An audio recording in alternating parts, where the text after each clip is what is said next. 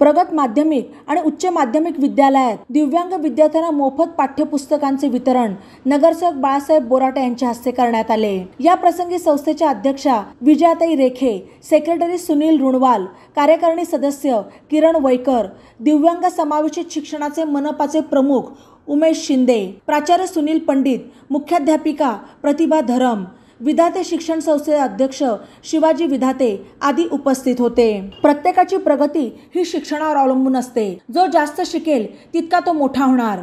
त्यामुळे विद्यार्थ्यांनी चांगला अभ्यास करून कुटुंबाचे आणि विद्यालयाचे नाव मोठे करावे असे यावेळी बोलताना बाळासाहेब बोराटे म्हणाले। प्रगत विद्यालयाच्या वतीने विद्यार्थ्यांच्या सर्वांगीण विकासासाठी चांगले प्रयत्न केले जात आहेत। त्यांच्या या कार्यास आपले नेहमीच सहकार्य राहील असे यावेळी बोलताना बोराटे यांनी नमूद केले। मुख्याध्यापिका प्रतिभा धरम यांनी यावेळी शाळेच्या प्रगतीचा आढावा सादर केला। या प्रसंगी संस्थेतील सर्व शिक्षक, विद्यार्थी उपस्थित होते।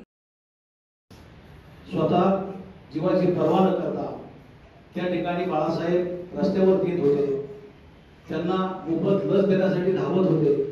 ते बाळासाहेब या ठिकाणी आलेले आहेत। बाळासाहेबांचं काम प्रभागामध्ये आजपर्यंत कोणीही त्यांचं त्या ठिकाणी नाकारलेलं नाही। मी इयत्ता 8वी मध्ये त्यांच्या 12 कारंजेमध्ये राहत होतो, त्यांच्या घराजवळ। तेव्हापासून आज ताब्यात बाळासाहेब नगरसेवक आहेत। त्यांचं अभिनंदन करतो, त्यांचं अभिनंदन करतो। नक्की ते या ठिकाणी नगर शहराचे आमदार होतील अशी त्यांना या ठिकाणी शुभेच्छा देतो आणि माझं थोडक्यात प्रास्ताविक संपवतो। जय हिंद, जय महाराष्ट्र।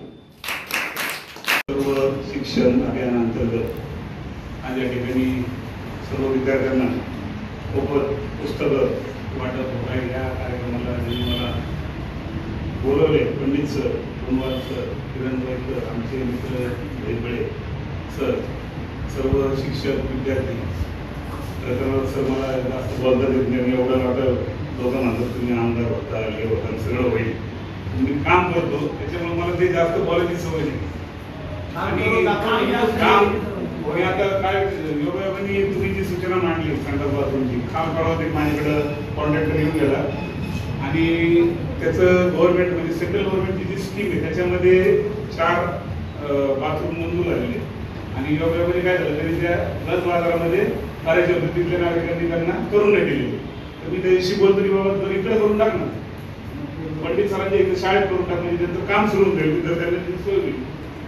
इथंही काम म्हणजे शाळेचं जे जे काही आहे आणि ग्राउंडच्या बाबतीत म्हणा किंवा जे काही अडचणी आहेत कधी फोन करा। असं काही मनात बाळा आता काय झोपले असतील किंवा काय प्रकार नाही। 24 तास सर्व्हिस आहे आपली, 24/7 आपण मी उपलब्ध आहे आणि काम करायचा एक आनंद मिळतो, म्हणून मी काम करतो। तर या ठिकाणी ज्या मुलांना पुस्तक मिळेल त्यांचं अभिनंदन करतो। आता मी मुलांना सुट्टीमध्ये कोणी अभ्यास केला, हातवर करा बरं, कोणी हातवर म्हणजे अभ्यास केलाय, पूर्ण सुट्टीत कोण खेळलं? व्हेरी गुड, व्हेरी गुड, चांगले मुलं आहेत सगळे।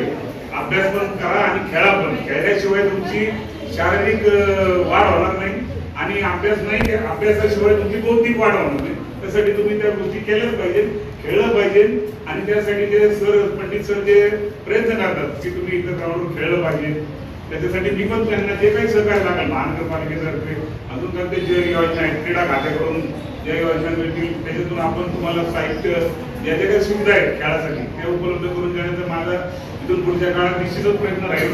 मला या ठिकाणी भरपूर बोलायचं असतं, पण काय होतं मला कधी कधी मी विसरून जातो आणि कामाचं वेळ असतं डोक्यात काय काय। आता कुणी काम सांगितलं नाही की काम व्हावं ही प्रामाणिक इच्छा असते मनामध्ये, किंवा आता हे काम सांगितलेलं आहे काम पटकन व्हावं माझ्या हाताने, त्यासाठी माझी पुढं वेळ चालू होतं की काय करायला पाहिजे। तर आणि योगायोगाने आमचं हर्षल मस्के जो कॉन्ट्रॅक्टर आहे त्यांनी जे काम केले कॉन्ट्रॅक्टर, त्याचं कायम लक्ष असतं इथं। तो मला सांगत असतो सर या ठिकाणी शाळेचे काम करून द्या, कॉन्क्रीट करायचंय, हे करायचंय, जे ज्या काही अडचणीच मला एकदा सांगा। आता मी ज्या बाथरूमच्या वैकरांनी जे सांगितलं तर मी आज बोलतो त्याशी, तर ते होता जागा उपलब्ध करून त्याला सांगली की जेणेकरून रस्त्याला कुठे अडथळा होणार नाही, रस्त्याला कुठे अडथळा न होणार अशी ठिकाणी जागा असली तर मी त्याला सांगतो की तुम्ही अगदी काम सुरू करेल। मी आज त्याला बोलून गेलो, तुमची भेट घ्यायला होतो आणि त्याला सांगतो की बाबा इथं काम करून घेतलं मुलांचे काम होऊन जाईल म्हणून। ही सुविधा आहे आणि स्वच्छता राहिली तर निश्चितच ह्या मुलांचं शिक्षकांचं सर्वांचं आरोग्य चांगलं राहणार आहे. मला या ठिकाणी जी बोलण्याची संधी दिली, बोलवलं, सन्मान केला भरपूर सरांनी. मला पहिलेच माझ्या डॉक्टर आशीर्वाद, तुमचा आशीर्वाद लागणार आहे सर. मी पुढे लागणार आहेच, तर तुमचा सगळ्यांचा आशीर्वाद लागणार आहे मला. त्यासाठी मला तुमचे म्हणजे मनापासून आभार मानावं की मला तुम्ही या ठिकाणी बोलवलं, बोलण्याची संधी दिली, काम करण्याची संधी दिली, त्याबद्दल मी धन्यवाद. जय हिंद, जय महाराष्ट्र.